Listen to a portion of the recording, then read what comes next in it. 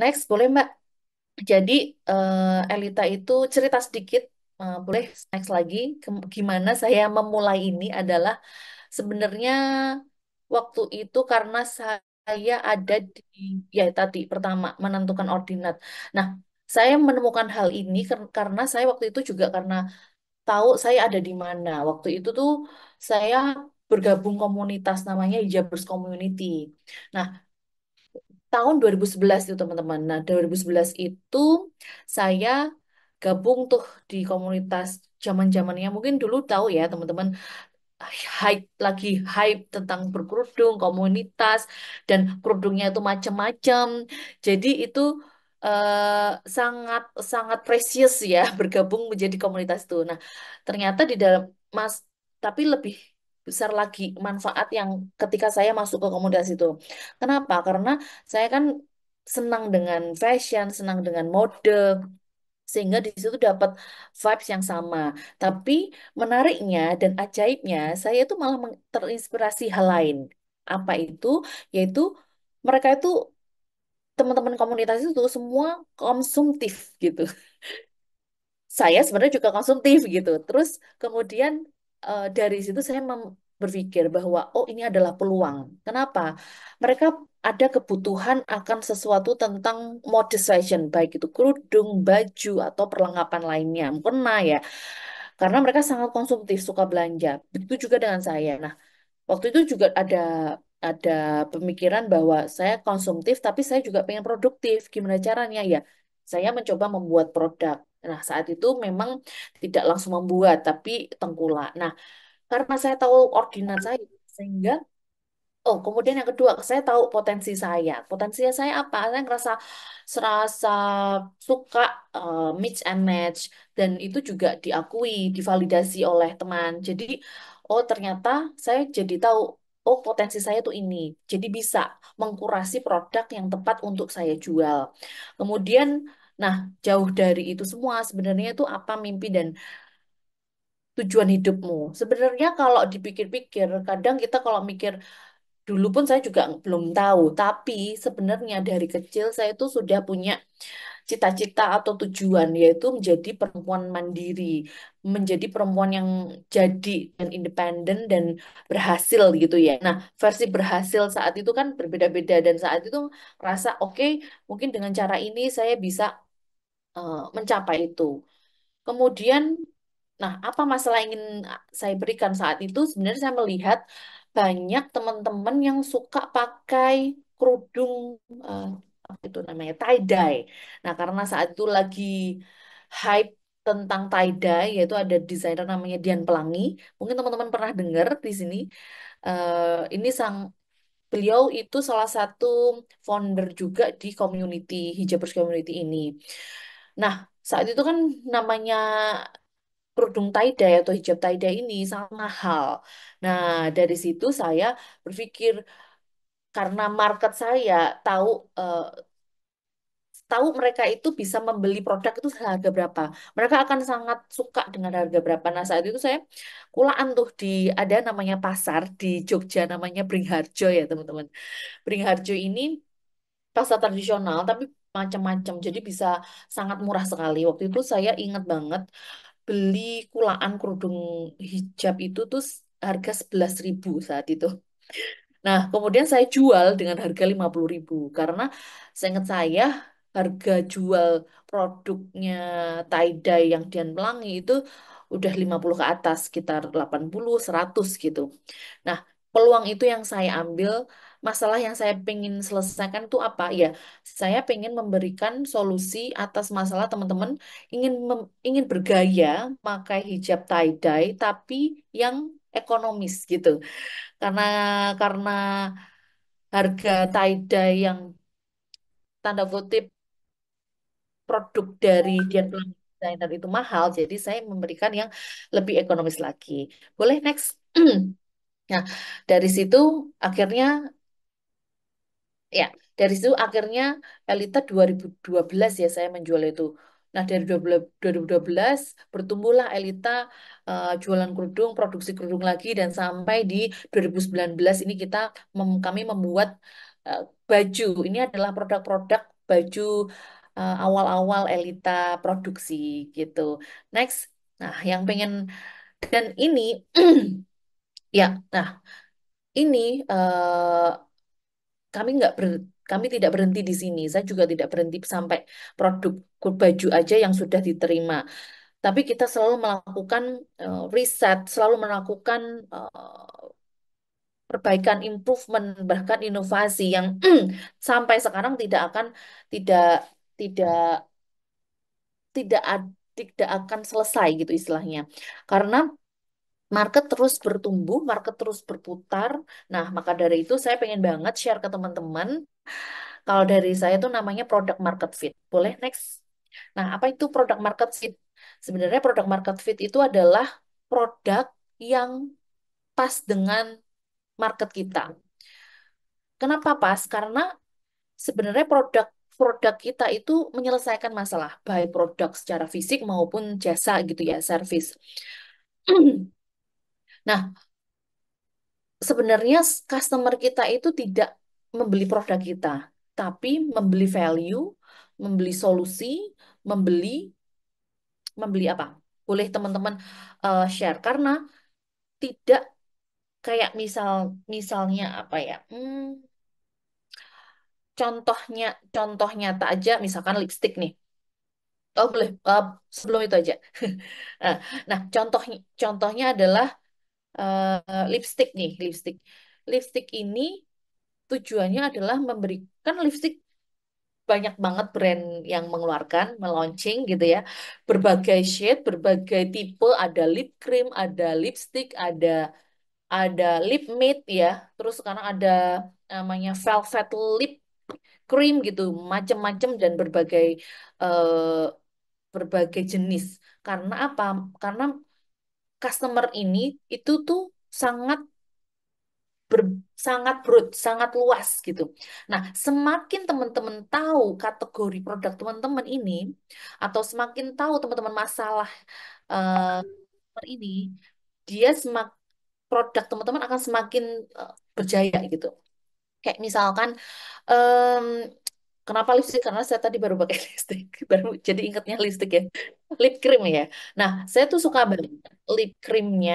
em, Lip creamnya Wardah. Nah, saya sebut merek nggak apa-apa ya Mbak di sini. Kenapa Wardah? Karena ya saya juga sering pakai. Hmm. Nah, itu kan lipstick yang dipunya Wardah banyak banget. Ada lipstick, ada lip cream ya. Nah, kenapa saya sangat cenderung pakai yang namanya lupa ya. Jadi semacam lip cream, tapi dia itu bisa stay lama, tapi bikin bibir tidak kering. Kenapa saya pakai itu? Karena bibir saya kering gitu. Sehingga saya butuh lipstick yang atau lip cream yang bisa membuat bibir saya lembab. Kemudian saya juga punya masalah, saya sering eh, saya sering nyemil atau makan terus lipstiknya hilang gitu. Padahal saya selalu ngerasa pede kalau cerah wajahnya. Kemudian nah itu juga masalah kita, maksudnya masalah marketnya lipstik Wardah tadi. Nah, next boleh. Nah, ini adalah beberapa eh, yang dijalankan Elita. Yang pertama, sebenarnya itu ada prolog-prolog aja ya. Nah, kalau yang Elita lakukan saat ini adalah kita tuh tahu yang pertama supaya kita tahu produk market fit kita adalah dengan tahu siapa market kita. Nah, kalau contoh nyata dari Elita ini adalah Elita itu marketnya adalah perempuan produktif, aktif, umur 25 sampai 35 gitu. Nah, semakin niche atau semakin semakin detail target market kali teman-teman itu akan semakin kuat teman-teman bisa memberikan solusi pada mereka. Nah, kalau di sini saya mencoba memberikan gambaran STP ya mungkin teman-teman sudah pada semua tentang STP ini yaitu segmenting, targeting, dan positioning. Kenapa? Karena sebenarnya prosesnya adalah segmentasi pasar. Apa itu segmentasi pasar?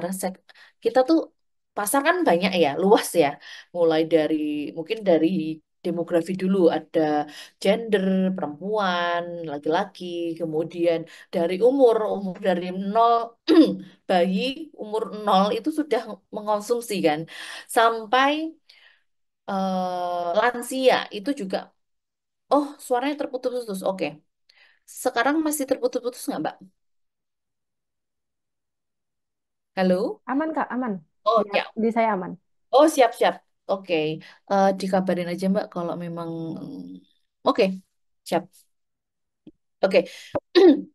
Tadi ya, balik lagi ke segmentasi pasar. Segmentasi pasar ya tadi. Kita tuh mencoba mensegmentasikan pasar, memilah sebenarnya siapa sih market kita gitu. Misalkan perempuan umur 25 sampai 35 tahun. Oke, di segmentasi pasar itulah kita akan me, memosisikan diri gitu. Istilahnya produk kita untuk menyelesaikan masalah segmentasi itu.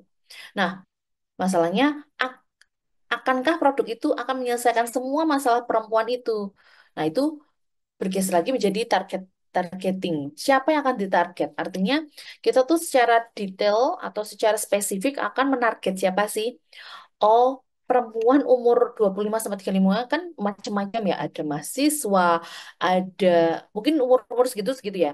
Ada mahasiswa, ada yang pekerja awal, ada yang sudah mungkin profesional gitu ya, karena pengalaman bekerja, mungkin bekerja dari umur 20 sampai 35 kan mungkin udah jadi profesional ya. Mungkin ibu rumah tangga, terus dan berbagai macam peran-peran perempuan ini gitu. Nah, karena memang Elita itu bergerak di dunia mode fashion, yaitu perpakaian atau industri fashion sederhana dan bukan sederhana, modus itu adalah dia itu tipe fashion yang sopan gitu. Jadi tidak melihat memperlihatkan lekuk tubuh, kemudian lekuk dada dan gitu. Jadi belahan itu tidak terekspos kalau di modus fashion. Makanya pakaian-pakaian seperti ini yang saya contohkan. Nah, kemudian, nah ini adalah contoh dari Elita melakukan targeting, yaitu perempuan umur umur sekian dan mereka mostly adalah mahasiswa, pekerja, dan ibu rumah tangga dan profesional, pengusaha gitu ya. Nah, itulah yang kami target.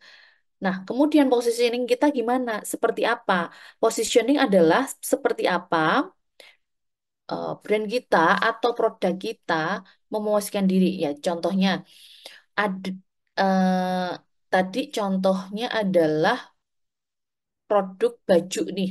Nah, baju Elita ini memosisikan diri itu seperti apa? Karena bentuk baju kan banyak, desain banyak. Nah, Elita positioningnya adalah pakaian basic.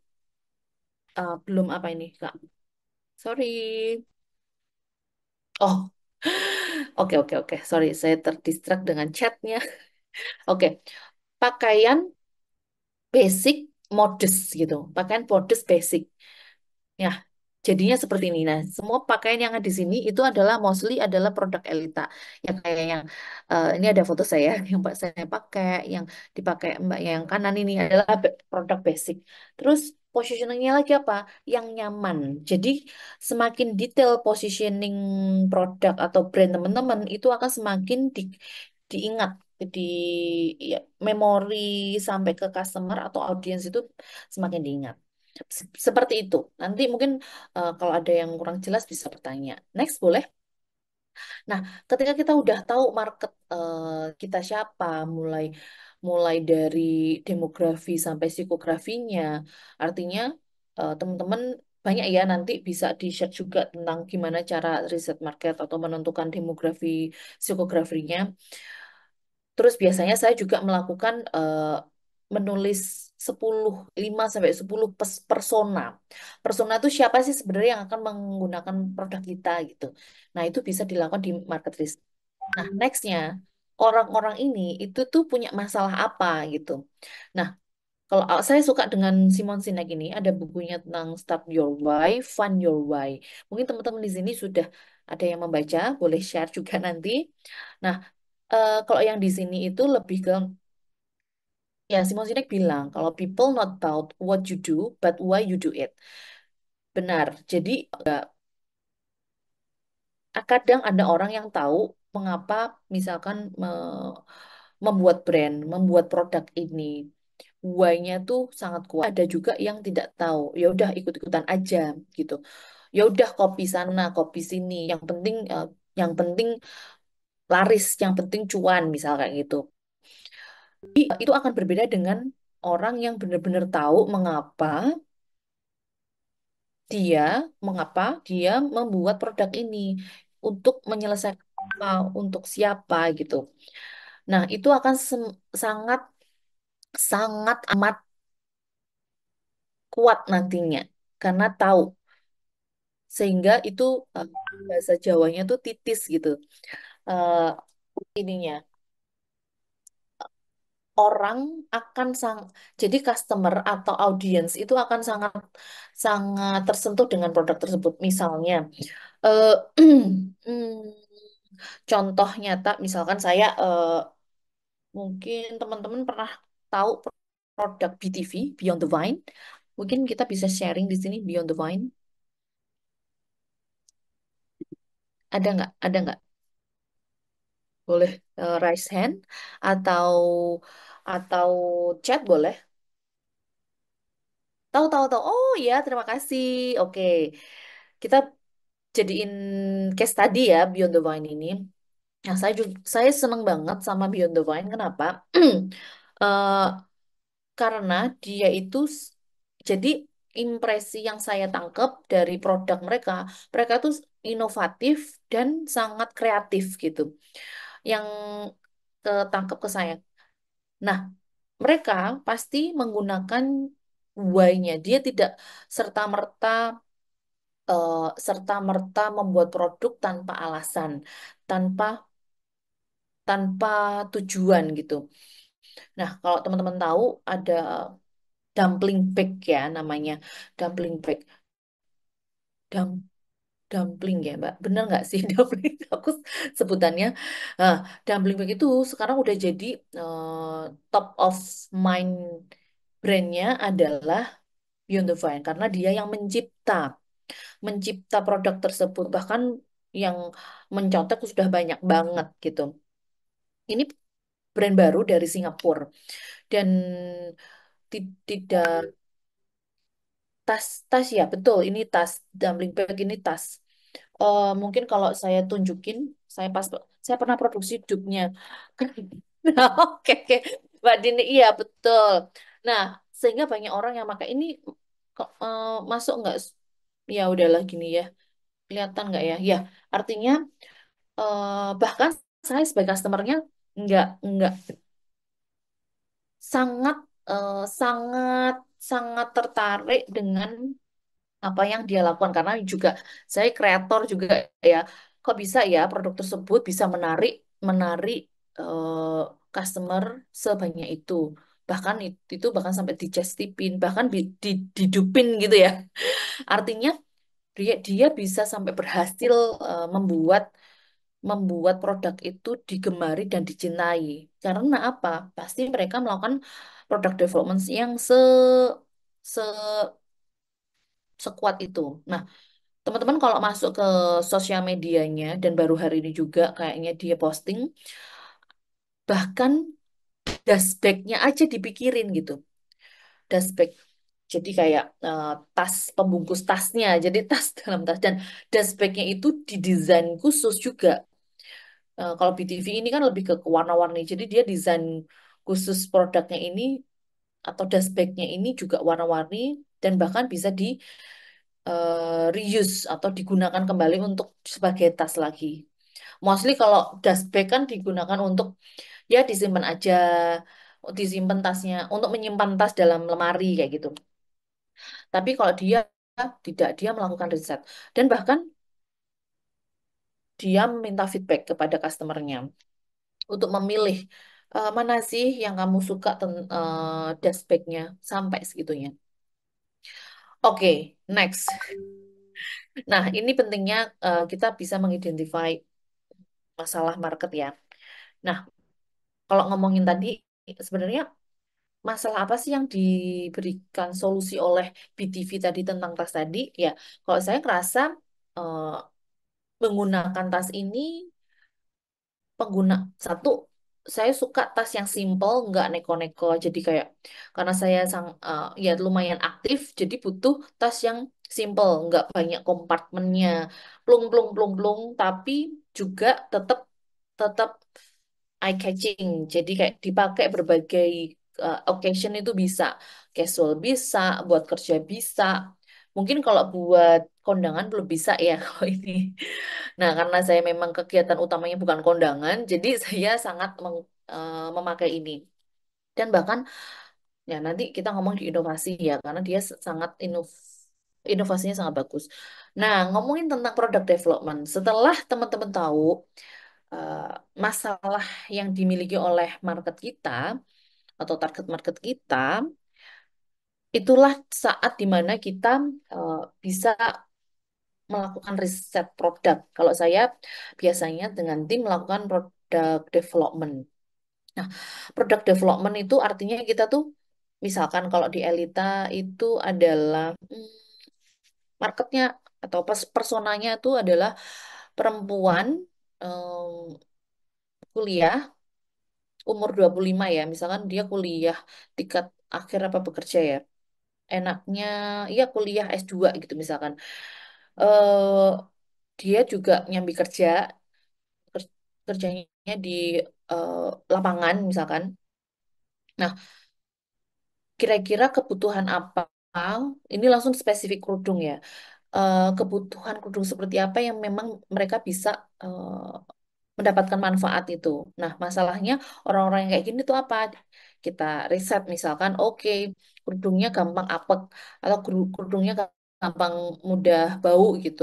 Terus berat nggak ring apa bikin bikin gerah karena di lapangan kan nggak ruangan AC. Jadi sehingga solusi yang diberikan bisa jadi dia butuh kerudung yang ringan dan breathable. Artinya yang nggak bikin gerah. Sehingga eh, riset tadi digabung dengan konsep mediasi yang jadinya seperti itu, ya, sehingga kita lakukan desain product development. Em, Sebelum sampai sini, sampai melakukan produksi, kita juga harus melakukan riset gitu. Artinya ini, nextnya adalah, boleh Mbak geser next, kita lakukan namanya MVP, Minimum Viable Product. Apa itu artinya? Produk yang di launching atau untuk tes gitu. Jadi kita itu launching atau menjual produk yang jumlahnya itu tujuannya untuk tes market. Contoh misalkan kalau di Elita, sebelum Elita melakukan product development di baju, kita kulaan dulu nih atau tengkulak ya bahasanya. Kita tengkulak di supplier, memang kita juga ada gitu. Terus kita jual di toko Elita. Elita tidak hanya kalau yang di toko Elita. Jadi Elita tuh ada beberapa jenis toko. Nah, salah satu toko ini toko yang bisa menyediakan banyak hal, banyak produk dan banyak brand. Nah, di situ tujuannya kita adalah untuk tes produk atau tes market. Nah, ternyata dari produk tersebut misalkan eh, ketemu adalah customer paling suka bajunya tuh kemeja. Misalkan tadi ngeriset kemeja gitu ya. Oh, customer suka kemeja daripada blus. Bahannya bahan katun, bukan bahan rayon, katakanlah gitu. Nah, dari situ lah kita lakukan product development juga lagi. Jadi kayak product development tadi bisa bentuknya kita kulaan dulu, terus dengan minimum viable product, kemudian kita sempurnakan dengan eh, desain atau produk kita sendiri. Nah, itu yang kita Elita lakukan. Jadi karena tahu dan benar, setelah melakukan hal tersebut, kita semakin istilahnya biaya untuk produk development itu tidak terlalu banyak karena tahu, oh market yang disuka adalah kemeja katun, sehingga kita produksinya kemeja katun atau produk development kemeja katun. Kalau misalkan, oh customer tidak suka kemeja rayon, kalau kita produksi masalah kemeja rayon, otomatis kita rugi dong karena produk itu tidak diterima atau tidak disukain sebenarnya sama market. Nah, semacam itu artinya. Jadi product development dan MVP ini harus ulang-alik dan terus itu diulang. Belok ke geser ke kiri lagi boleh sebelumnya ini. Nah, kalau sudah kita lakukan itu geser kiri boleh. Nah, oke, pricing. Nah, kemudian kan produksi massal kalau sudah oke yang sebelumnya dengan MVP misalkan 12 pieces ternyata terjual dalam 2 hari katakanlah gitu. Oke, kita berarti kalau 2 hari 12 bisa jadi berarti kan 1 hari 6. Kalau 30 hari 6 kali 30 berarti 180. Oke, kita produksi untuk 1 bulan atau 3 bulan gitu. Kalau 3 bulan kan 180 kali 3 gitu. Berapa ya 180 kali 3? Sekitar 500-an lah ya kurang lebih. Eh, nah, itu yang kita produksi karena kita butuh waktu produksi lama sehingga kita kita siapkan produk ini untuk 3 bulan katakanlah gitu. Nah, disitulah production berjalan. Selanjutnya, sambil berjalan produksinya, kita juga paralel dengan menggunakan pricing produk dan membuat product knowledge. Jadi, Elita tuh selalu terbiasa dengan sebenarnya produk ini tuh untuk siapa dan apa keunggulan produk ini gitu. Nah, itu kita lakukan pembuatan produk knowledge dengan bentuk bahasa yang itu bisa disampaikan ke tim sosial media, tim kreatif, tim pramuniaga yang ada di toko maupun di CS online gitu. Nah, paralel lagi dengan pricing. Kemudian, nah, ngomongin tentang pricing, boleh geser ke kanan. Oke, boleh lagi, next. Nah, ngomongin pricing strategi. Nah, yang selalu Elita buat tuh seperti ini, teman-teman. Kami tuh selalu mengupayakan bagaimana value produk itu nilai value-nya tuh bagi customer, value produk itu lebih dibanding dengan u- harga yang dibayar customer gitu. Kenapa? Karena disitulah eh, ini plus ya, disitulah nilai dari produk kita. Artinya eh, customer ini tuh worth beli produk ini karena produk ini punya harga atau nilai. Nilai kan tidak hanya tentang harga ya teman-teman. Nilai itu bisa dari produknya sendiri, kualitasnya, kemudian bahkan kalau baju itu pola bajunya itu yang tidak dimiliki oleh brand lain misalkan. Oh ya.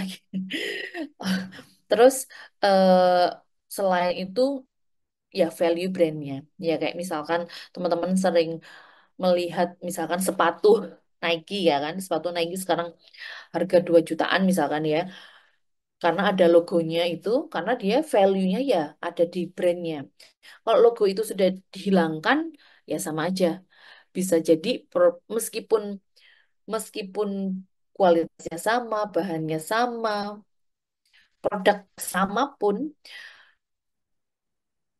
logo Nike tadi dihilangkan pasti value-nya udah berkurang gitu. Nah, itulah namanya value. Jadi value itu produk value itu terdiri dari berbagai macam. Nah, kalau saya sebut di sini lebih ke value saat ini yang saya share di sini itu adalah value produk secara realnya ya. Nah, produk harga jual itu terdiri dari HPP ditambah laba. Semuanya pasti sudah tahu ya. Nah, cara Elita melakukan melakukan pembuatan harga itu kami tuh selalu concern pada persentase HPP dan persentase laba. Kenapa? Karena laba di sini selain juga adalah harga ya, teman-teman. Nah, yang selalu kami upayakan dulu adalah HPP dan labanya. Kenapa? Karena laba ini itu tujuannya adalah untuk mengcover operasional kita. Misalkan kan biaya operasional banyak ya. Mungkin akan next next next karena panjang kali lebar ngomongin tentang operasional dan keuangan ya karena di sini saya sangat concern sekali di hal pricing. Misalkan nih langsung contoh aja deh di sini.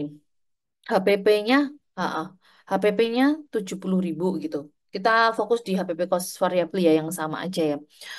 Eh, jadi HPP variable cost itu 70.000.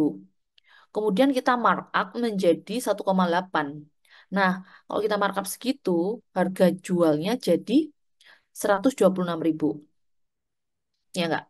Nah, 126.000 ini adalah harga variabel. Artinya ini tuh variabel dan bukan variabel itu saya tambahkan biaya marketing juga di sini.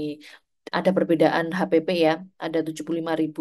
Jadi eh, biaya marketingnya saya masukin juga di situ, yaitu ada 5%. Jadi tapi HPP aslinya sebenarnya 70. Nah, kalau dijual 125.000 atau jadi 135.000 fokusnya ya, itu harganya eh, margin yang kita dapat adalah 48% gitu. Kalau kita jual harga 135, margin itu laba. Laba kotornya adalah 48%. Nah, 48% ini cukup mengcover biaya operasional kita enggak? Nah, itu yang harus dipikirkan teman-teman. Kadang kadang kita mikir yang penting untungnya 1.000 2.000 atau 20.000. Nah, itu yang nanti teman-teman akan kesulitan ketika bukan kesulitan ya, artinya kayak margin ini menurut saya penting untuk dipelajari teman-teman. Tujuannya adalah untuk kita tetap menjaga laba bersih kita tetap sehat gitu. Nah, ngomongin laba bersih sehat, ini di luar lagi ya nanti. Nah, ngomongin lagi di sini itu, balik lagi. Misalkan biaya operasional kita totalnya biaya operasional itu apa aja? Ada gaji, ada biaya sewa toko, ada biaya misalkan listrik, transportasi, pengembangan, ya itu akan ada di situ totalnya katakanlah kalau dipersenkan ada 20%. Nah, dengan laba 48% ini, apakah biaya 20% itu masih tetap memberikan profit plus? Jawabannya betul, karena tidak melebihi. Kalau misalkan biayanya itu 40 atau 50% aja deh. Biayanya itu udah 50% dari pendapatan kita. Kemudian, tapi keuntungan kita cuma 48. Nah, jatuhnya rugi. Nah, seperti itu sebenarnya. Ini ngomongin tentang harga ya, masih belum pendapatan. Nah, kemudian, nah, gimana caranya biar kita tetap untung biaya biaya biaya operasional kita 50%? Ya, kita naikkan laba kotornya gitu atau labanya marginnya di sini. Nah, bisa di markup dengan 3 atau 2. Nah, itu bisa teman-teman coba-coba di Excel, di worksheet gitu ya. Gimana melakukan ini. Tapi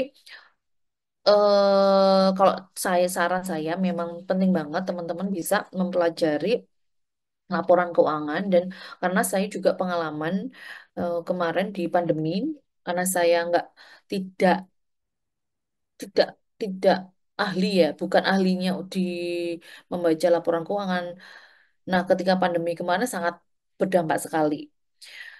Nah, dari situ saya belajar banyak ketika saya bisa membaca laporan keuangan, bisa memanage laporan memanage keuangan. Itu keputusan yang saya sampaikan apapun itu berdasarkan laporan keuangan dan data gitu. Gitu ya. Oke, next boleh pricing strateginya. Nah, sebentar, sebentar, sorry. Sebelum geser lagi, Mbak. Pricing strategi. Nah, sebenarnya ada banyak hal yang bisa diupayakan di pricing strategi ini. Sebenarnya orang itu tadi ya, balik lagi, orang tuh membeli bukan karena kualitas atau produk utuhnya. Ini yang saya obrolin di sini masih produk utuh ya. Tapi ada harga bahasanya itu emotional pricing gitu ya. Ya tadi kayak Nike. Nike kalau nggak ada logonya ya harganya jadi tidak setinggi ketika ada logonya. Begitu juga dengan teman-teman nantinya. Ada value-value yang tidak tampak, eh, yang sebenarnya itu akan menjadi daya tambah dari produk tersebut. Misalnya, em, Oke, kalau di Elita contohnya, Elita tuh selalu mengupayakan kualitas bahan.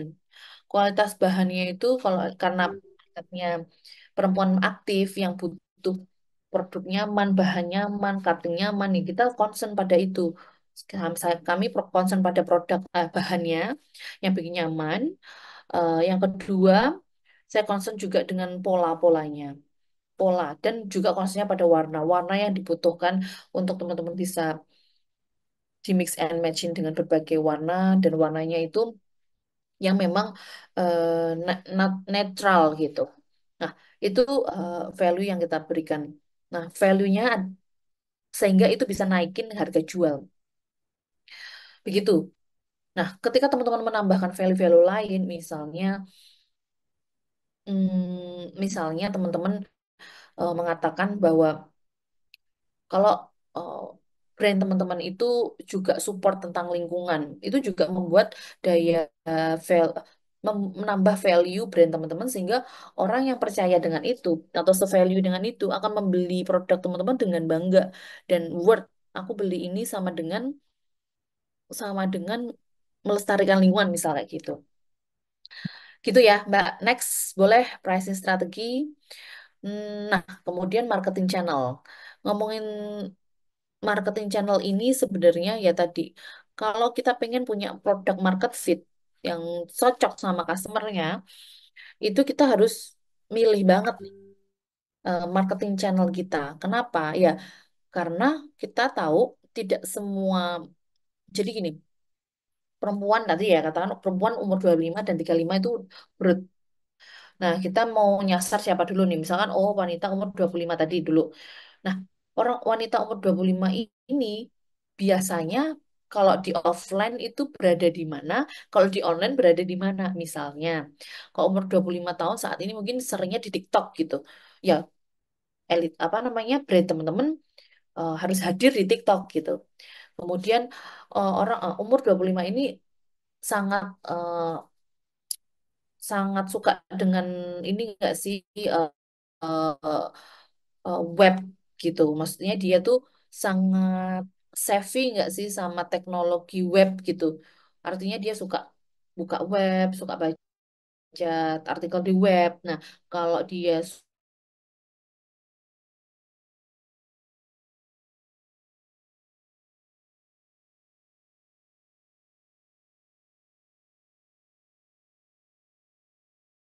suka, misalkan ya, dari yang tapi itu bukan dia novel ini. Siapa sih yang biasa orang atau customer teman-teman lihat dan harapkan dia menjadi dia gitu. Ya itu yang teman-teman tempelin. Artinya kita endorse dia, kita berkolaborasi dengan dia gitu. Kemudian affiliate yang terakhir ini kan baru banget ya dan ini juga sangat ini ya potensial potensial sekali affiliate ini karena beberapa teman-teman brand mengaktifkan affiliate itu juga mendapatkan banyak exposure bahkan penjualan gitu gitu. Nah, kalau offline ya ini yang mungkin sering dilakukan Elita ya semi exhibition and bazaar. Misal exhibition itu mungkin tidak mengutamakan penjualan ya kayak kita hadir karena fashion, oh hadir di Jogja Fashion Week, Jakarta Fashion Week, Indonesia Fashion Week gitu. Yang mana kita tuh memaparkan bahwa di dunia ini tuh ada brand namanya ini gitu. Seperti itu. Next, ngomongin tentang distribution channel. Nah, distribution channel sekarang udah macam-macam ya. Selain offline, online ada direct sell dan indirect. Ngomongin tentang offline pasti ada store. Kalau di Elita itu ada store, pop-up store, bazar, dan event gitu. Kalau online pasti ada web, marketplace, dan affiliates program ini juga sedang kami jalankan. Em, Mungkin online lagi ada saran masukan banyak banget. Nah, tapi kalau marketplace, Elita mostly di sini itu adalah di Shopee. Nah, karena apa? Karena marketnya itu mostly umur 30-35 bisa jadi.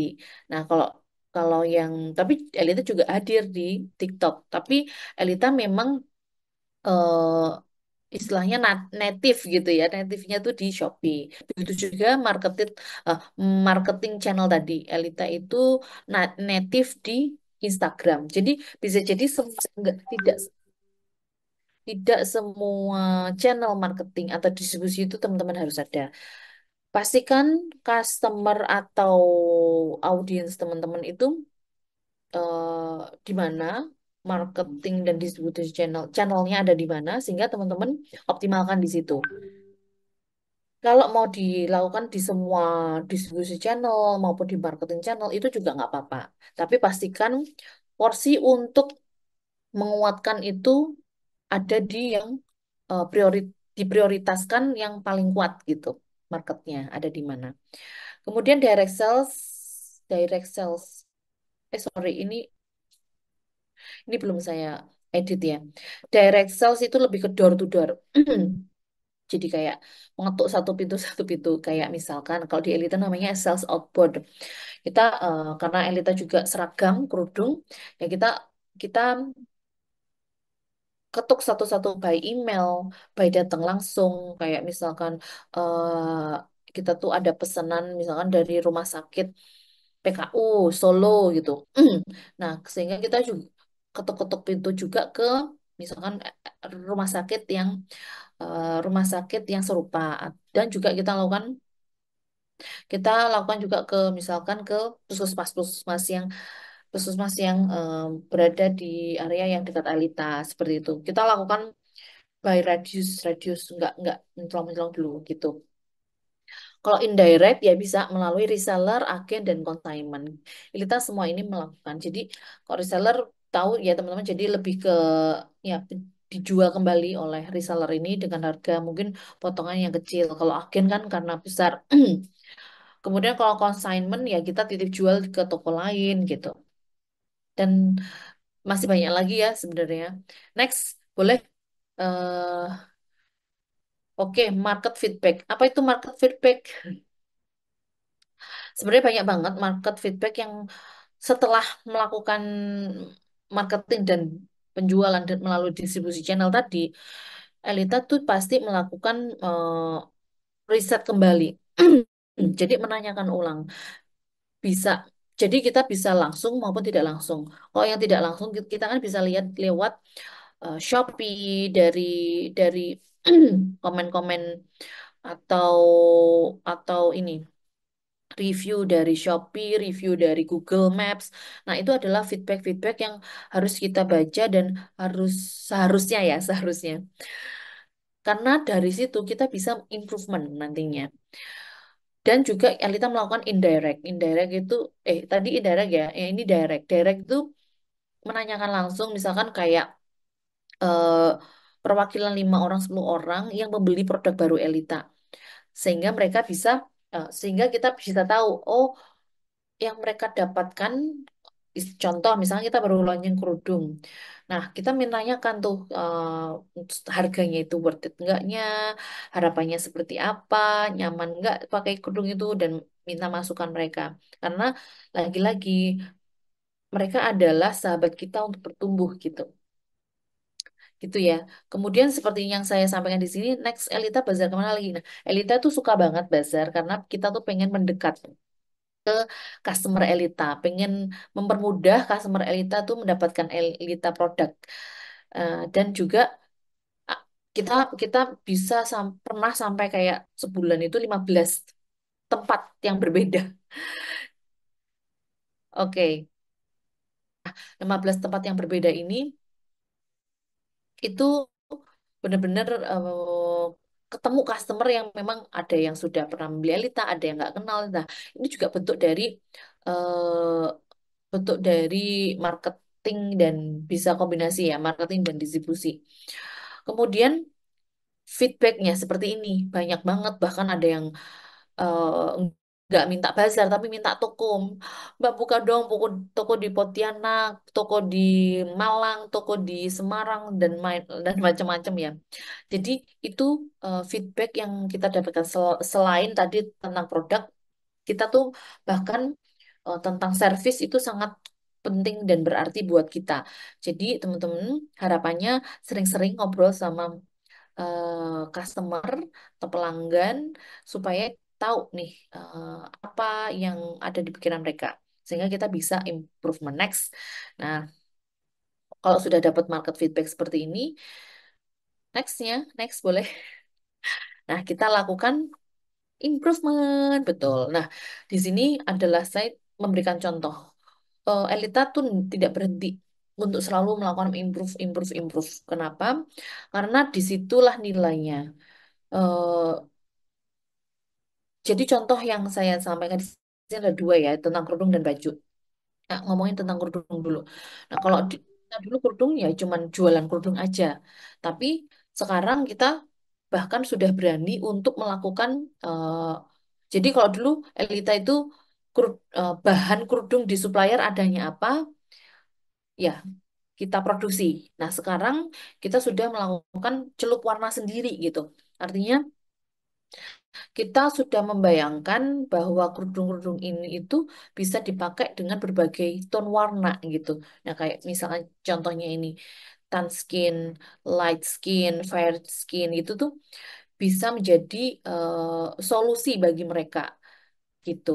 Nah, kalau yang kiri ini adalah baju. Ini produk terbaru Elita S2 shirt bagian dari Saka series gitu. Nah, kenapa saya munculkan ini karena sebelumnya kita juga membuat produk namanya Dayu. Dayu shirt. Kemeja katun, sama-sama katun ini juga. Terus tapi dengan bahan yang berbeda. Nah, bahan yang sekarang ini kita perbaruan. Artinya itu kualitasnya lebih bagus, warnanya juga lebih beragam. Nah, ini kita uji cobakan juga. Artinya bukan uji coba, kita melakukan improvement dari yang kemarin ya kualitas bahannya standar. Nah, sekarang diperbaiki. Bahkan kancing yang kita buat ini adalah kancing khusus khusus yang di emboss Elita gitu. Jadi ada nilai lebih yang kita berikan. Mungkin kalau Dayu, nah ini pun bisa meningkatkan harga. Mungkin HPP tidak naik signifikan, tapi kita dengan improvement ini kita bisa naikin. Belum seingat saya yang Dayuser itu harganya 150 ribuan. Nah, di sini kita bisa kami bisa naikin jadi 185 ribu. Begitu. Next. Udah dan jam 4 ya. Nah, ada lagi nih inovasi. Inovasi macam-macam. Saya juga nyontohin kerudung dan baju ya, teman-teman. Kalau improvement itu suatu hal yang sudah ada tapi diperbaiki gitu. Nah, kalau inovasi itu dari tidak ada menjadi ada gitu ya perbedaannya. Nah, ngomongin dulu yang baju ya. Nah, baju ini kita ada tiga perempuan. Ini adalah wakil dari yang kiri itu petite size yaitu ukuran XS sampai S. Kemudian yang tengah yang kanan sendiri ukuran uni size itu M sampai L. Kalau yang tengah ini adalah ukuran upsize XL sampai XSL atau 2L ya. Nah, ini adalah bentuk dari inovasi kita. Inovasinya apa? Ukuran itu juga bagian dari inovasi. Kenapa disebut inovasi? Karena satu, Elita menggunakan sebelumnya ukurannya adalah jadi ukuran ukuran umum kan ada ya S, XL, S, M, L, XL, 2L sampai 5L gitu ya. Nah, kalau di Elita itu kita membuat digabung jadi ukurannya itu XS sampai S. Nah, itu adalah bentuk inovasi juga. Yang dulunya cuma uni dan upsize sekarang ditambah petit gitu. Itu juga bagian dari inovasi. Nah, inovasi yang seperti ini itu kami dapatkan dari customer, dari audiens. Jadi nggak usah jauh-jauh mencari inovasi yang seperti apa-apa, tapi sebenarnya itu hanya kita menyiapkan atau meluangkan waktu untuk berpikir dan mendengar customer kita gitu. Kemudian yang kedua, ini bisa jadi contoh baik dan bisa jadi contoh contoh buruk buruk. Artinya ada pembelajaran ya, nggak ada contoh buruk ya, tapi lebih ke lesson learn-nya. Arum. Nah, Arum ini adalah kerudung yang Elita ciptakan, yaitu kalau kalau di sini adalah freshness technology. Jadi kerudung ini kita kasih teknologi anti bau.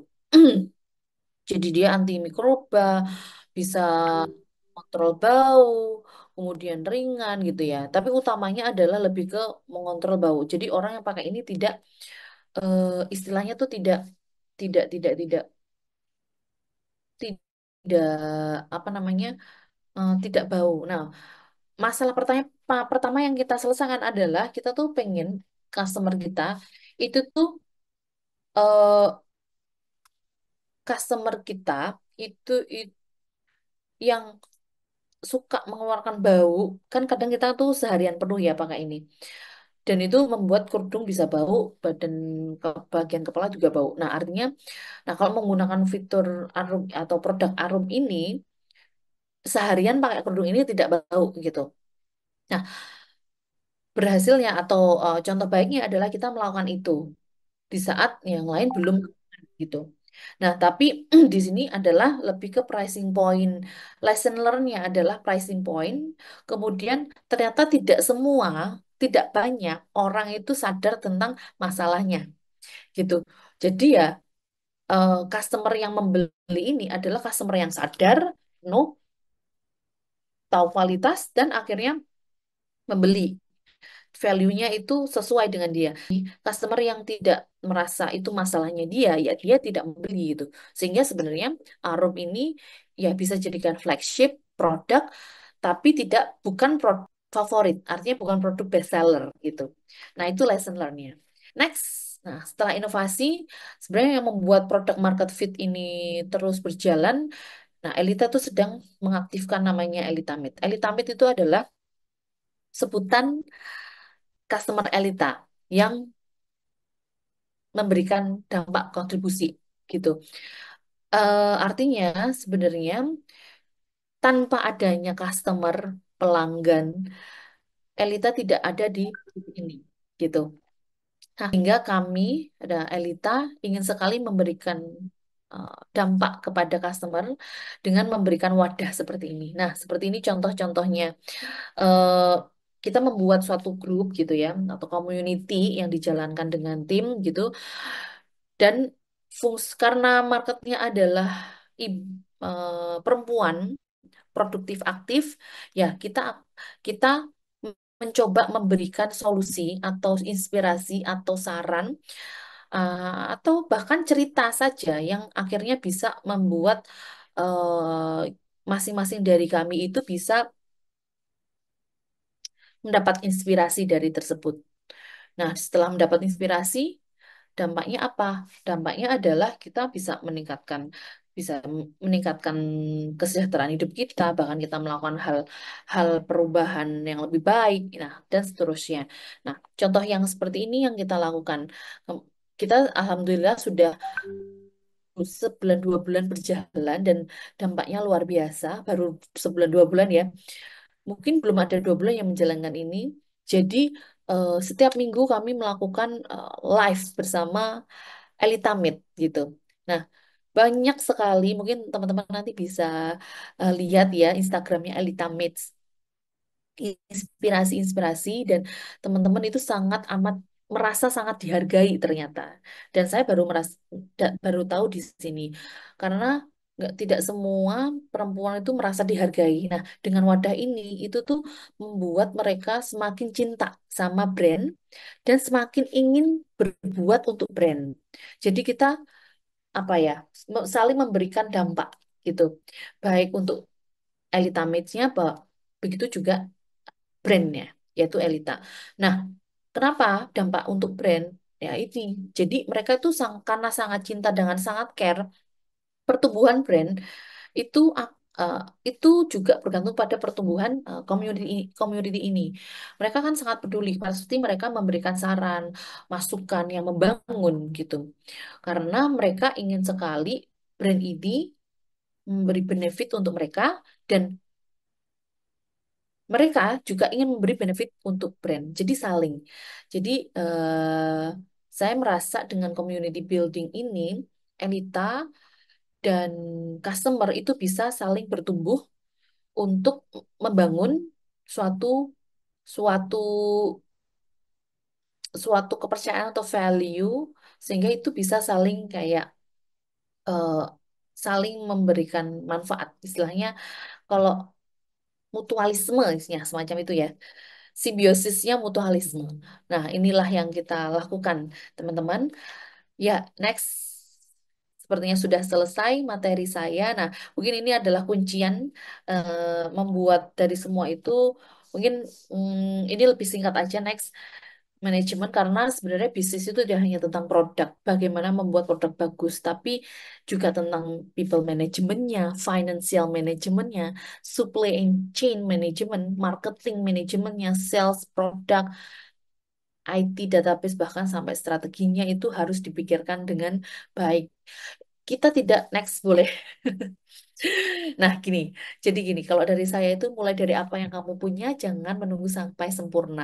Karena Elita sudah melakukan ini step by step, sedikit dengan demi sedikit, tanpa menunggu satu hal dulu yang jadi sempurna. Begitu teman-teman, terima kasih sekali. Teman-teman sudah, wow, bertambah ya, jadi 162 orang. Saatnya kita bisa ngobrol, sharing-sharing. Harapan saya bisa interaktif ya nanti karena cukup panjang 1 jam ya Mbak Cindy dan Eh, Mbak. iya Kak. Maaf nih tadi saya sempat kelempar. Oh nggak apa-apa. Jadi mungkin ini pertanyaannya kan karena udah ada yang ngisi di Slido. Jadi mungkin kita Ya, ganti-gantian aja kali ya Kak. boleh. Dari pertanyaan yang di Slido sama yang udah raise hand. Ini eh, saya bacain dulu yang ada di link Slido. Ini ada Kak Zendi Tunggalina. Ini penanya sejati nih Kak, rajin Oh bertanya dari kelas-kelas mantap. sebelumnya. Oke keren. Jadi Kak siapa namanya? bagaimana Kak Zendi? Kak Zendi. Oke. Bagaimana cara kita mendapatkan ide-ide baru untuk produk kita?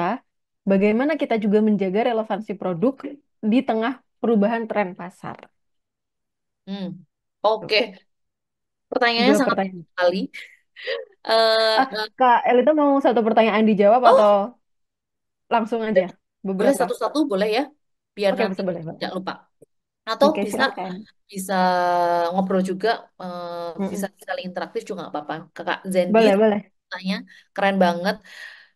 Saya ulang ya, bagaimana membuat produk, ah, bagaimana membuat produk dari ide-ide baru gitu ya, atau menciptakan ide produk baru, dan bagaimana kita tetap relevan, produk kita tuh tetap relevan sama market.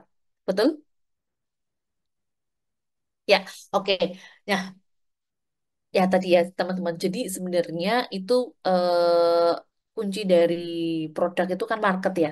Siapa market kita, siapa yang menggunakan, siapa yang mendapatkan manfaat dari solusi dari produk kita gitu. Nah, dari situlah sebenarnya inspirasi terbesar hadir. Kadang kita tuh terlalu jauh carinya gimana, idenya apa. Sebenarnya dengan simple teman-teman ngobrol sama customer. Saya cukup cukup sering dan suka sebenarnya ngobrol sama customer, baik baru maupun lama. Sebenarnya mendengarkan cerita mereka dan mendengarkan keluh kesah mereka, sehingga itu kadang menjadi trigger atau ide. Mungkin idenya tuh belum langsung tercipta ya, maksudnya produknya tidak langsung tercipta, tapi itu jadi kumpulan ide dan bahkan eh, mungkin mungkin itu baru baru terlintas lagi setelah 2-3 tahun atau setelah kita benar-benar ada di stage yang siap untuk melakukan pembuatan produk tersebut. Gitu. Kalau saya utamanya adalah dari customer. Terus yang kedua biasanya pasti karena kita ada di industri, kita tidak tidak lupa untuk juga aware dengan industri yang bergerak. Artinya gini, contoh Kak Zendi ada di bisnis apa ya? Kalau boleh tahu, Kak Cindy. Ini nggak ketulis sih, tapi Oh mungkin iya, Kak Zendi kalau mau on mic juga boleh ya boleh sambil banget, boleh ngejawab. banget. Biar bisa sharing langsung. Belum ada Tapi ya? di sini belum Kak. Oke, nggak apa-apa. Kalau itu, misalkan contoh, tadi ngomongin tentang ide, eh, boleh Kak, gini, oh Kak. Jadi misalkan contohnya apa ya Kak, enaknya? Sebentar, industrinya ya fashion lagi ya, misalkan di saya fashion dan modest gitu industri. Oh, modest fashion sekarang itu bergeraknya di sekarang ke arah mana sih? Oh, ke arah printing. Oh, ke arah sustainable, oh ke arah eh, apa namanya bentuk-bentuk renda-renda misalkan. Nah, ya kita tetap harus melihat itu supaya itu tetap relevan. Ya ini hubungannya sama relevansi juga ya. Trennya sedang membawa kemana sih gitu? Oh, trennya sedang membawa ke sustainability fashion misalkan kayak gitu. Itu juga bisa dilakukan gitu. Nah, tapi ya kalau saran saya memang sebaiknya tetap stay true pada brand teman-teman. Sebenarnya brand teman-teman ingin ingin memberikan apa sih untuk audiens atau customer ini gitu. Nah, tren atau hal yang di luar brand teman-teman itu adalah bentuk tambahan aja sebenarnya. Nah, hubungannya sama relevansi produk tadi, betul. Bisa jadi customer 10 tahun yang lalu itu kan udah beda, udah umurnya udah nambah. Nah, teman-teman harus selalu cek. Artinya sebenarnya ini true customernya teman-teman tuh ada di umur berapa, eh, demografinya di gimana, psikografinya seperti apa, sehingga teman-teman ya lagi kembali lagi ke customer. Teman-teman akan memberikan solusi atau eh, melaunching produk itu untuk siapa, sehingga itu tetap relevan. Gitu. Ini ya harus market research dan benar-benar ngerti customernya itu siapa dan Ya, kebutuhannya apa gitu ya kak ya. boleh. Ya, Oke. Mungkin boleh Kak yang satu pertanyaan. Gimana kak? raise hand? Boleh ya nggak yang raise hand dulu? Boleh, boleh. Ini saya Oke, mau memanggil biar ngobrol. Kak, boleh. Daripada ngobrol sendiri ya kak. Boleh memanggil Kak Nurdianto dari Diki House. Oke. Silakan Halo. Kak Nurdianto. Iya, selamat sore, Kak. Selamat sore, Kak Diki.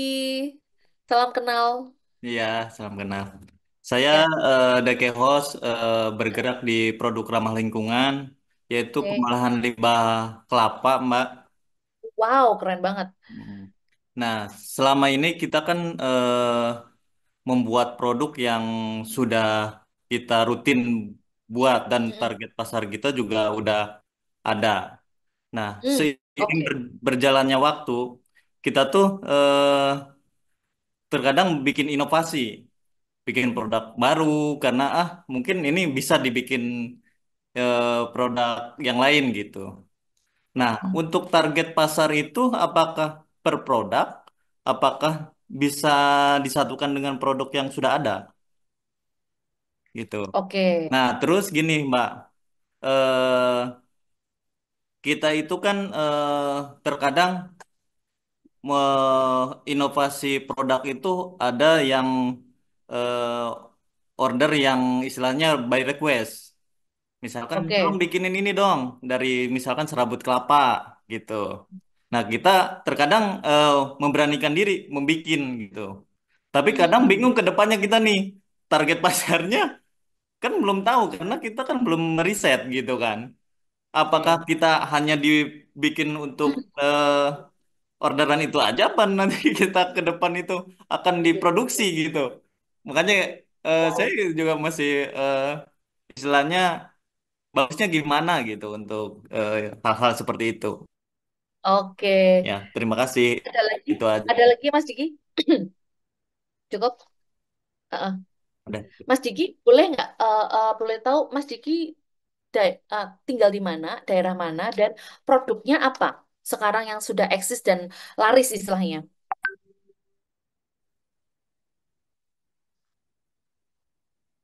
Halo? Eh, Oh ya. Sekarang itu kita itu di Subang tinggal. Sekarang tinggalnya di Subang. Kita Oke, itu Sumbang. kebetulan kita di sini deket pabrik, Mbak. Jadi kita itu mengolah limbah kelapa muda. Jadi Hmm. pedagang-pedagang kelapa muda limbahnya kita olah, kita produksi. Nah, Menjadi apa, Mas? produk yang kita sudah kita bikin sekarang ini pot dari serabut kelapa, Oke. terus yaitu bentuknya coco fiber, coco peat itu jadi media tanam dan Oke. ada juga spon dari serabut kelapa. Hmm. Nah, kalau spon itu kita udah masuk supermarket, alhamdulillah, yang spon cuci piring itu. Nah, kita untuk batoknya itu dibikin kerap kayak pajangan dinding, tempat sabun, terus tempat tisu gitu. Nah, kemarin-kemarin tuh sekarang ini ada yang permintaan misalkan dibikinkan eh, sendal dari serabut kelapa gitu. Untuk kayak sendal Bikinkan apa hotel. sendal? Sendal. Iya, sendal kayak sendal hotel gitu dari serabut Oh kelapa. ya. Kita Oke. bikinin, kita buat gitu. Emang bisa, cuman kita kan nggak riset yang. Jadi ng- nggak prepare ini pasarnya kemana belum tahu kan. Cuman emang ada pesanan jadi Ya, ya. takutnya. Banyak, banyak. Senamnya banyak. Mm-mm. Iya, iya. Oke. Karena cuman baru maksudnya baru satu buyer satu orang gitu yang pesannya gitu. Belum Tapi kita pas continue, belum ini continue. baru justru baru Oh, sekali. ya Hmm. gitu. Makanya kita tuh eh, kalau memenuhi ini aja apakah bisa untuk pasar ke teman mungkin kalau misalkan memperluas pasar juga kita harus ngelakuin riset lagi atau seperti apa gitu kita juga Oke, karena siap. kan produksi yang udah ada gitu mungkin itu Oke. Siap. Terima kasih Mas Diki, saya panggilnya ya. oke Terima kasih ya sudah sharing ini inspirasi juga buat saya dan teman-teman semua pastinya semoga eh keren banget Mas Diki mengolah hasil limbah itu hal yang sangat baik karena sehingga itu bisa dimanfaatkan kan limbah jadi sesuatu hal yang lebih valuable, lebih bernilai. Itu itu itu keren. Saya ngerasa itu keren sekali. Nah, ngomongin tentang tadi ya target market bingung. Nah, kalau saya Mas sebenarnya ya tadi ngomongin supply and demand ya, ngomongin sebelum ngomongin target market lagi ya, ngomongin supply and demand. Ketika Mas Diki punya supply-nya, ketika ada demand-nya, Mas Diki bisa supply, sebenarnya masalahnya selesai, ya nggak? Mas Diki bisa dan bahkan ya penjualannya Mas Diki tidak perlu marketing yang gimana-gimana, customer udah datang sendiri gitu. Dan harapannya ya bisa repeat ya kan. Nah, tadi kalau ngomongin sebenarnya target market saya tuh siapa? Kalau udah ada yang nambah-nambah gini, ya ya berarti sebenarnya bisnis Mas Diki ini adalah bisnis pengolahan limbah, benar. Pengolahan limbah kelapa yang bisa jadi berbagai macam produk. Nah, customernya Mas Diki ya berbagai macam produk. Berarti kan kalau disebutin siapa customer Mas Diki, yaitu customer yang menjual produk dari limbah kelapa. Titik.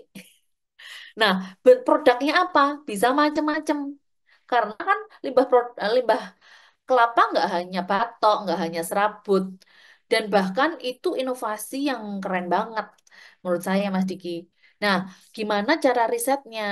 Perlu diriset nggak sih semacam itu? Sebenarnya ya tadi, em, pasti kan Mas Diki dan tim punya apa ya istilahnya membuat membuat batok kelapa ini menjadi berbagai macam bentuk kan juga melakukan trial and error terus kan ya.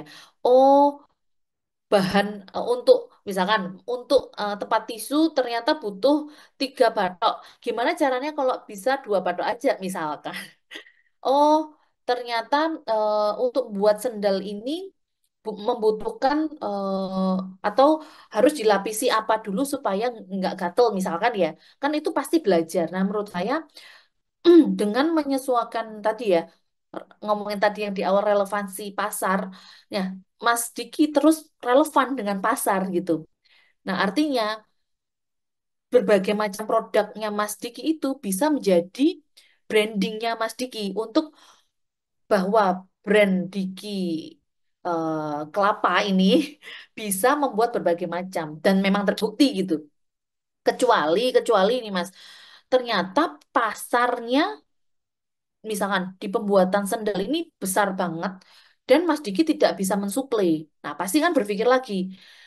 Karena misalkan repeat terus misalkan akhirnya diekspor, akhirnya laris, booming misalkan ya.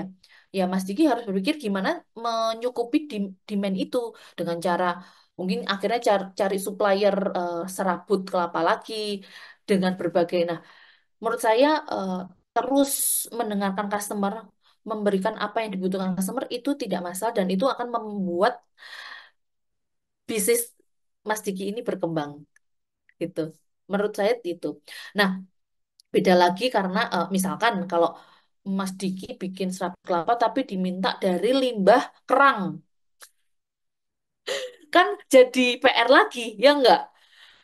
Tolong dibuatin tempat tisu ini dari kerang dong lah.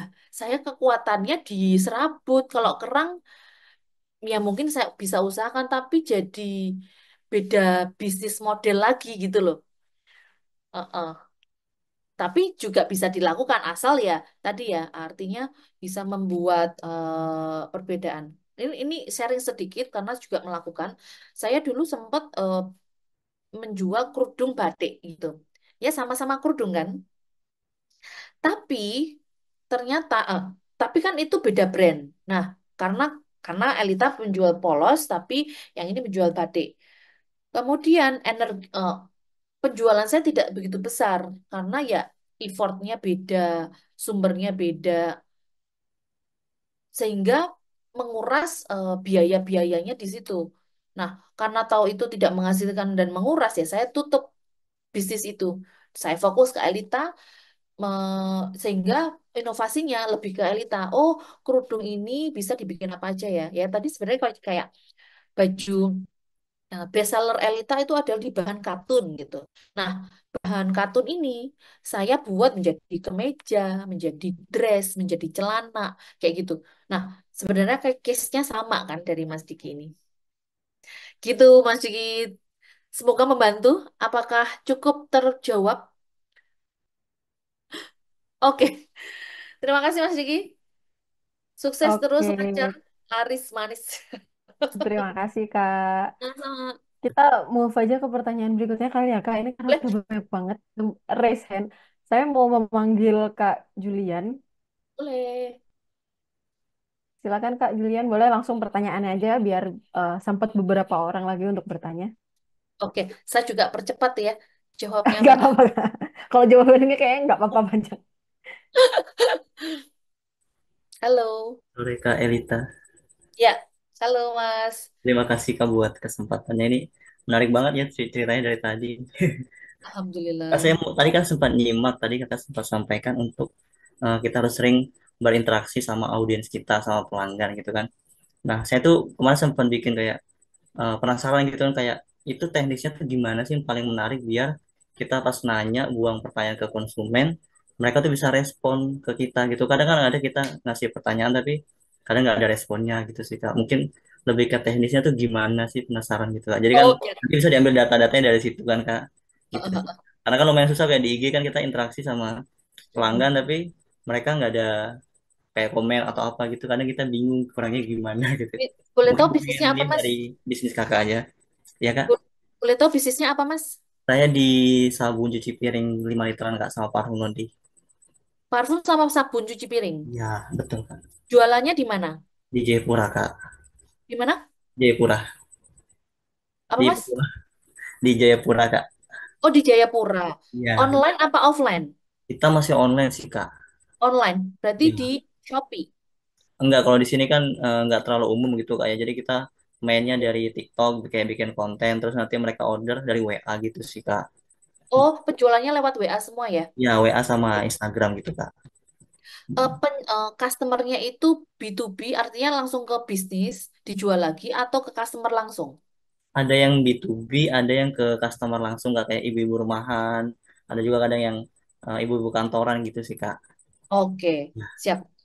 Ibu-ibu, ibu-ibu rata-rata ya?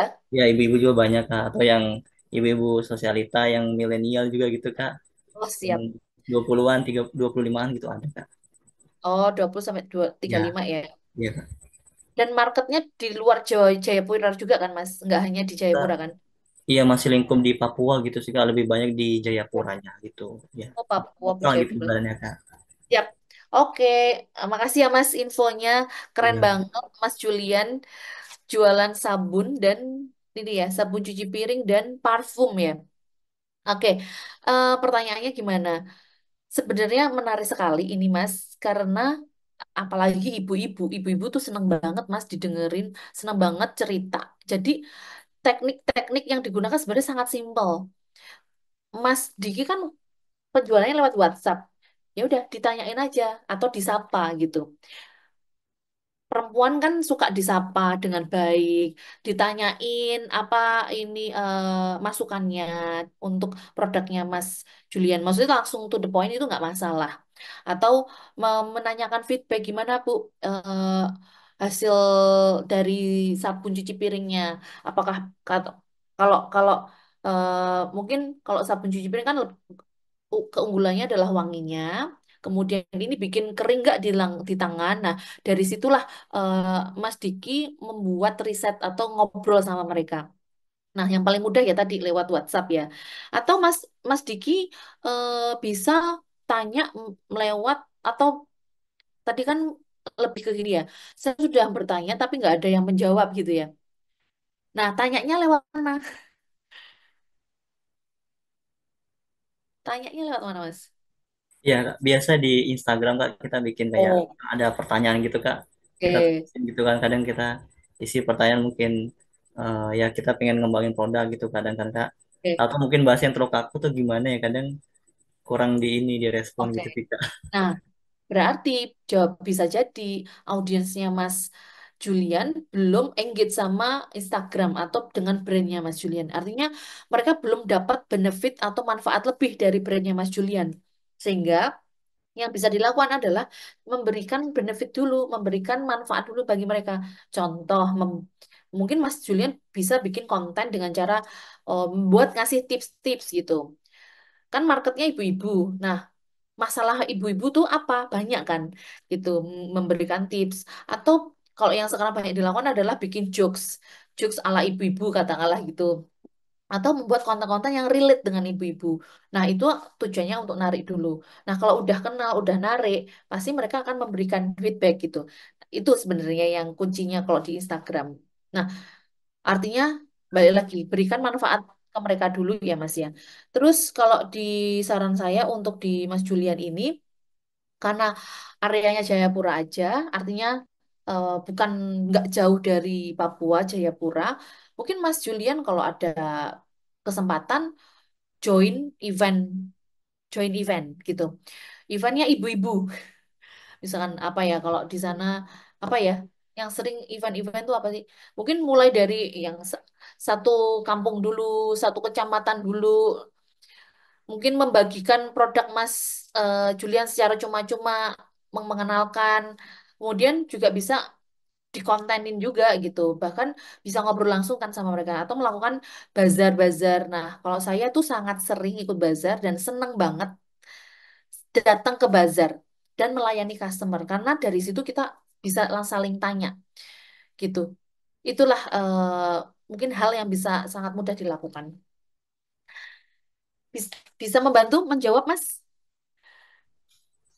Membantu banget Kak. Jadi Oke. ya paham poinnya emang kita nggak bisa langsung yang to the point ya harus mungkin di ya dengan kayak tadi Kakak bilang dengan jokes dulu biar lebih Oh, melelehkan hati ibu-ibu gitu dulu Kak ya. ambil hatinya ibu-ibu nih Ya, apa?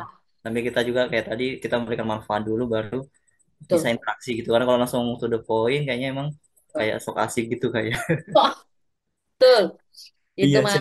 Kak, terima kasih dia saya coba praktik satu persatu sama Ah, tadi kan dibilang suruh ikut kayak basar sama terjun langsung sama ke kegiatan ibu-ibu kayaknya bener banget sih Kak. Karena emang betul. aku kurang lakuin itu karena emang mungkin udah terlalu buntu jadi kita mikirnya mau ngapain lagi gitu Kak. Gitu sih Kak. Nanti coba kita lakuin satu persatu biar Yang interaksi. paling mungkin dan coba dengerin satu customer dulu lakuin. Nah, jangan banyak nanti nggak dilakuin. Iya Coba Kak, kadang dengerin. banyak juga kan ngasih masukan terus kadang mau filternya apa gitu mau dilakuin gitu. Jadi mana gitu kan jadi bingung juga gitu Kak. Oke. Ya, Yang paling terima kasih Kak Oke, Elia. sama Mas Julian, semoga membantu. terima kasih Ya, terima kasih Kak. Sama-sama, Kak. Mbak. Oke, next. Boleh. Kak Elita mungkin eh, aku akan menyampaikan pertanyaan di Slido dulu ya, Oh karena iya, juga siap-siap. banyak nih yang bertanya Oh, di Slido. Ibu-ibu atau kakak-kakak yang lagi antri raise hand boleh sabar menunggu. Aku langsung bacakan dua pertanyaan kali ya, Kak. boleh, Eh, boleh. yang pertama nih, gimana mempertahankan pasar agar tetap suka sama produk kita ketika kompetitor menjual produk yang sama persis? Jadi sama banget Kak, plek ketiplek gitu. Terus yang kedua, Kak Elita kan ada wadah untuk member. Itu alokasi budgetnya gimana cara menentukannya? Jadi Oke, pertanyaan pertama soal produk yang sama, pertanyaan kedua soal budget untuk komunitas gitu Kak. Silahkan dijawab. oke, terima kasih banyak teman-teman. Siapapun yang menanyakan ini, terima kasih. Pertanyaan bagus banget. Betul, saya ngomongin tentang produk saya suka karena apa? Teman-teman percayalah, setiap brand, setiap produk itu tuh punya marketnya masing-masing. Bahkan brand teman-teman katakanlah ini Mbak Cynthia dengan Mbak Elita gitu. Mbak Cindy deh. Cynthia Cindy hampir sama kan namanya. Punya produk sama yaitu kemeja gitu ya. Bahan sama, kualitas sama karena suppliernya sama. Ya nggak? Karena masih bentuknya reseller katakanlah gitu. Percayalah mereka semua brand ini punya marketnya masing-masing karena cara dia pendekat ke customer, cara menjual bahkan mungkin cara pelayanannya itu beda. Karena lagi-lagi customer itu tidak hanya membeli produk, tapi customer itu membeli value. Nah, kalau teman-teman hanya hanya menjual produk full apa istilahnya tuh jadi produk kadang produk itu bisa dikatakan komoditi, tapi bisa dikatakan bukan komoditi. Artinya itu adalah eh, kalau kita kebalikannya komoditi itu apa sih, Mbak? Ya mungkin artwork gitu ya, yang itu tidak ternilai. Nah, artinya kalau teman-teman posisinya di komoditi, ya pasti saingannya ada di harga gitu. Tapi kalau teman-teman punya value lebih, katakanlah, sesimpel packagingnya berbeda sama eh, brand. Misal packagingnya Mbak Cynthia itu unik gitu dibandingkan packagingnya Mbak Cindy. Nah, artinya itu udah nambahin value. Ada customer, aduh seneng banget ya packagingnya lucu banget gitu. Kemudian kalau Mbak Cindy, dia menyelipkan surat cinta. Nah, beda lagi nih. Produknya sama, yang satu ngasih surat cinta, yang satu packagingnya bagus. Itu sudah beda. Jadi tidak usah khawatir kalau teman-teman punya produk yang sama, karena mungkin supplier sama, karena masih tidak produksi sendiri, tapi teman-teman harus ngasih added value. Value apa? Nah, value tidak hanya lewat hal itu tadi ya. Sekarang dunianya online semua, kasih konten. Tadi balik lagi ya, kasih manfaat lebih untuk customer kita. Katakanlah ya tadi Mbak Cindy ngasih konten-konten tips-tips untuk perempuan misalkan. Nah, kalau Mbak Cynthia katakanlah memberi feedback lebih adalah suka membuat podcast katakanlah itu. Nah, marketnya udah beda kan? Ada market yang senang dengerin podcast, ada market yang sukanya scroll Instagram atau scroll TikTok. Ya nggak? Nah, buat inovasi seluas itu sebenarnya. Gitu. Nyambung lagi ke ngomongin community, budget community ya tadi. Ya, teman-teman, budget community saya masukkan di budget marketing gitu. Kenapa? Karena di sini adalah bentuk bentuk bentuk bentuk dari salah satu bentuk marketing kita.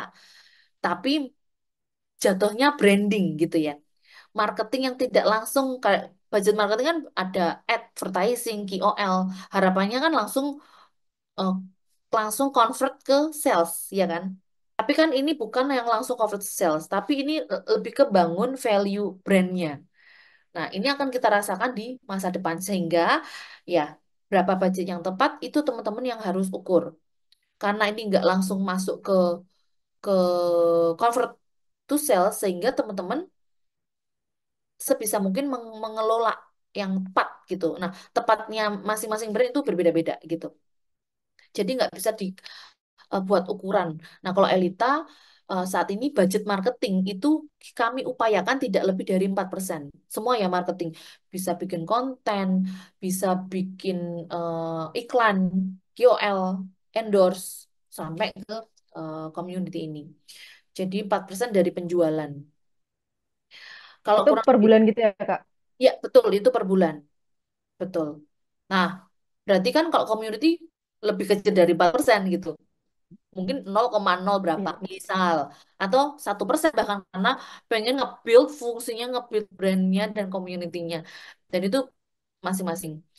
Dan mungkin ada juga yang kenapa 4%? Karena misalkan ya karena Elita ingin ingin saving apa ya istilahnya, saving profitingnya untuk pengembangan yang lain, misalkan pengembangan timnya, produknya. Jadi sebentar, putus-putus ya.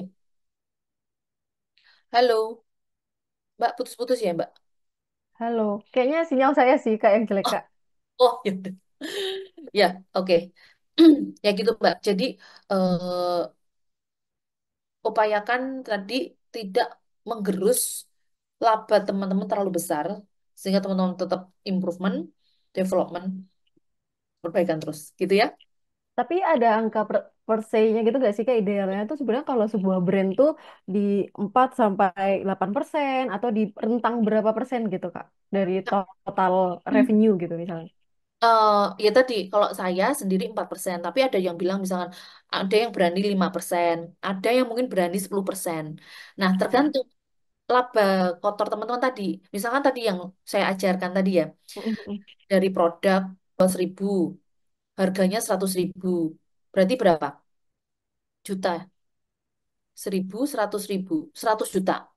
100 Kak. Nah, katakanlah pendapatan kita per bulan 100 juta. Kemudian keuntungan kita itu ada 40%. Kontan kotor ya, 40% nih. Nah, 40% dibuat untuk operasional, katakanlah 20%. Untuk gaji, untuk listrik, untuk macam-macam yang biaya habis gitu ya. Nah, masih 20% ya nggak? Nah, Mm-mm. biaya marketing itu katakanlah tadi 4%. Berarti tersisa berapa? 4% dari 20 juta. Tadi kan 40% labanya. Sisanya. Dikurangi 20% biaya kotor, biaya operasional, berarti Mm-mm. kan sisa 20%. Nah, 20%. 20% dikurangi biaya marketing 4%, berarti sisa 16%. 16%. Ya, 16% itu kan keuntungan kita. Mm-mm. Nah, kalau teman-teman misalkan, oke biayanya 30% biaya operasional. Kemudian eh, apa marketingnya 10%, ya rugi dong. Enggak laba Atau ya Kak. atau biaya 20%, biaya marketing 15%. Masih 5% sih, untung, untung kan? Tapi kalau kita bisnis gitu ya, pebisnis, kalau kita punya uang katakanlah misalkan 100 juta atau ya 100 juta. Kemudian kita taruh deposito, baliknya kan 8%. Mending uangnya buat bisnis apa ditaruh deposito dong? Iya benar. Mending taruh deposito ya Kak. Gitu. Nah, itu Ya. adalah mindset-mindset bisnis yang teman-teman harus baiknya ya tadi kalau saya pelajari laporan keuangan karena saya juga sedang terus belajar tentang itu karena semua dari laporan keuangan kita tuh bisa baca semua kesehatan bisnis kita itu ketampak. Kita tuh harus ngapain, harus ngerem atau ngegas gitu kita bisa tahu. Gitu. Oke Kak. Makasih banyak menjawab pertanyaan saya juga itu barusan. Oke, Mungkin kita sama-sama, Mbak. lanjut sama yang raise hand. Ada tersisa dua, ada Kak Ika Susi dan Kak Rosita. Boleh, Mungkin boleh gantian Kak Ika Susi dulu, baru Kak boleh, Rosita ini sembari sisa waktunya nih. boleh. Kalau ada pertanyaan Silakan. yang belum terjawab, mungkin bisa dijawab by video Sore atau Kak. oh halo, Boleh Kak. sore, halo Kak Susi, Kak, sebenarnya banyak banget nih yang mau aku tanyakan. boleh banget, boleh banget. Eh, Kalau kakak kan tadi untuk produk yang baru itu setiap banyak produk yang baru dan risetnya itu membeli di orang lain dulu, baru nanti kalau ada permintaan, baru prosesnya banyak gitu ya. Gimana kalau Betul. saya yang cuma fokus di satu produk Kak? Dan Oh, satu oke. lagi Kak, untuk saya produknya makanan ringan. Untuk membangun komunitas ini bagusnya apa, Kak? Dibuat kayak apa gitu loh. Terima kasih, Kak. Oke, siap, siap, siap. Mbak Susi, ini produknya, kalau boleh tahu apa Mbak? Makanan ringannya? Makanan ringan makaroni, Kak. Makaroni. Iya. Pemasarannya di mana? Pemasarannya offline online. Kalau di offline itu banyak kan di pusat oleh-oleh. Kalau onlinenya di Shopee. Oke, siap. Terus, marketnya banyak online apa offline? Banyak kan di offline. Oh, malah offline ya? Olah-olah ya? Iya. Dan fokus sama satu produk makaroni aja ya, Mbak? Iya, sebenarnya sih maunya di online aja, Kak. Karena untuk di oleh-oleh itu maaf ya, jadi curhat. Uangnya itu lama, Kak. Jadi ini masih transisi dari offline ke online gitu. Pengennya tuh ya di online aja, Kak, enak gitu. Oh iya, ya, karena pembayarannya nggak langsung ya. Iya. Oke, siap-siap. Pertanyaan tadi, gimana produknya satu tapi mau riset produk gitu ya? Mau Iya, heeh. nambah produk ya? Iya, Oke, oke, oke. Berarti produknya ini membuat sendiri, Mbak? buat Apa? sendiri. Oke. Artinya Mbak pengen pengen bikin produk apa lagi? Makaroni rasa-rasa lagi atau bentuk jenis jajanan lain? Kayak jenis yang hampir serupa sih, Kak, yang kayak nyambung gitu, mungkin sebelah atau apa gitu, Kak, yang sejenis gitu. Oke. Karena kalau saya riset itu membutuhkan uang banyak, gimana itu cara ngeremnya biar nggak banyak-banyak amat gitu, Kak. Oh, emang risetnya butuh banyak untuk apa, Mbak? Kalau kita packaging gitu kan saya nggak mau yang jelek, Kak. Memang dari Oh. risetnya langsung packagingnya bagus, terus sama juga kan ke toko-toko offline kan juga nanti perputarannya juga lama gitu, Kak. Oke. Testing marketnya gitu. Hmm, oke, oke, oke. Oke, berarti gimana caranya kita bikin produk baru, riset produk, tapi murah, ya nggak? Pengennya sih gitu, Kak. Oke. Let's think. Murah. Oke. Sebenarnya, eh kalau Elita tadi memang cara murahnya seperti itu ya, Mbak. Tapi kalau makanan jujur saya belum punya pengalaman. Tapi mungkin lebih ke ide-ide yang muncul di aku aja ya, Mbak. Em, Ya, kenapa Mbak, eh, mm, kenapa Mbak nggak coba mm, riset model seperti ini? Beli supply apa ya? Kompetitor-kompetitor, katakanlah pengen beli basreng gitu ya. Pengen bikin basreng. ya, Oke. Nah, pengen bikin basreng, kemudian Mbak eh, basreng mana yang ngerasa yang paling enak, yang pengen Mbak kompetitor, Mbak pengen jadi kompetitornya dia gitu. Itu. Nah, artinya, tapi kan itu ramuannya beda lagi, beda ya. Artinya ya, resepnya beda dan tangannya dia dan tangannya Mbak gitu. Nah, tapi paling enggak Mbak kenapa kok mengharapkan menjual basreng kayak dia karena dia pasti kan dia laris, banyak digemari gitu-gitu ya. Nah, di situ aja. Jadi mengambil satu dua yang pengen jadi kompetitor. Terus habis itu yang kedua adalah ya memang harus dibuat. Kalau nggak dibuat ya kita nggak bisa ngerasain ya. Artinya ya, sampling itu ya Mbak harus menyediakan dana atau presentasi yang emang tujuannya untuk improvement, membuat produk baru, membeli sampel produk produk gitu. Kemudian kalau ngomongin packaging juga, ya karena packaging harus dibuat, mungkin lebih ke desainnya dulu, baru ditanyakan desain man sebelum dibuat ya, sebelum diproduksi. Artinya bisa ditanyakan ke customer atau ditanyakan lewat sosial media atau orang-orang yang Mbak percaya bahwa orang ini bisa melihat desain mana sih yang paling bagus gitu. Sebenarnya hack-hack seperti itu yang mungkin bisa dilakukan Mbak karena dan pasti Mbak mungkin sudah melakukan beberapa cara ya. Kalau dari aku ngomongin produk itu, kemudian ngomongin community. Hah, banyak yang bilang kalau produk itu susah ya kalau ngumpulin atau membangun community karena ya A, B, C, D, E gitu. Sebenarnya eh, community ini bisa dikatakan ini ya Mbak. Artinya customer kita tuh ada juga community kita gitu. Maksudnya Mereka adalah komunitas konsumen makaroni sushi, ya kan? Iya. Sebenarnya mereka ya kalau nggak dikumpulin ya sebenarnya udah jadi bagian dari komunitas ini. Tapi kan community ini dibuat tujuannya adalah untuk membangun, menyebarkan value lebih.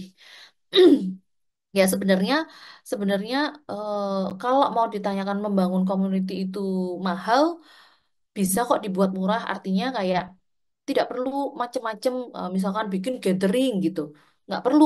Tapi gimana cara mana value kita nyampe mereka, mereka juga bisa mendapat manfaat dari kita, dan mereka juga memberi memberi feedback untuk kita. Sebenarnya lebih ke situ, Mbak. Satu dua orang itu juga community. Artinya Mbak yang kontakin satu persatu, Mbak ajakin makan bareng, makan bakso sama makaroni bareng, itu udah jadi community.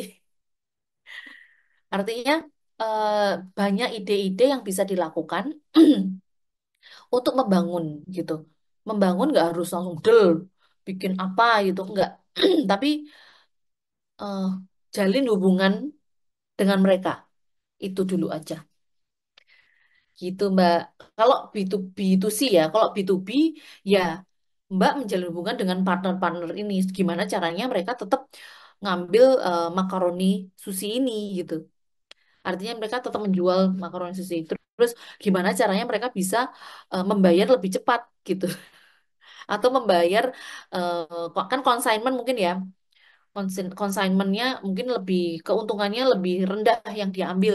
Sehingga Mbak labanya masih bagus gitu. Lebih ke pendekatan personal, menurutku itu juga nggak masalah. Itu akan lebih bagus. Maksudnya pun saya juga melakukan pendekatan personal. Kayak kemarin saya di Bandung, saya cerita, eh, kan komunitas itu dari berbagai macam ya. Terus saya ngomong, jadi saya ajain ketemu untuk ngobrol dan saya batasin 1 sampai 3 orang. Kenapa? Karena tipe saya orang yang suka ngobrol deep talk, mendengarkan. Kalau banyak nggak bisa dengerin satu-satu kan. Kalau tiga menurut saya, oh bisa ini setengah jam, satunya setengah jam, satunya setengah jam, sehingga dapat esensinya gitu. Gitu Mbak Susi, kalau dari saya, apakah cukup membantu? Cukup sepertinya Kak. Sudah dibalas di chat.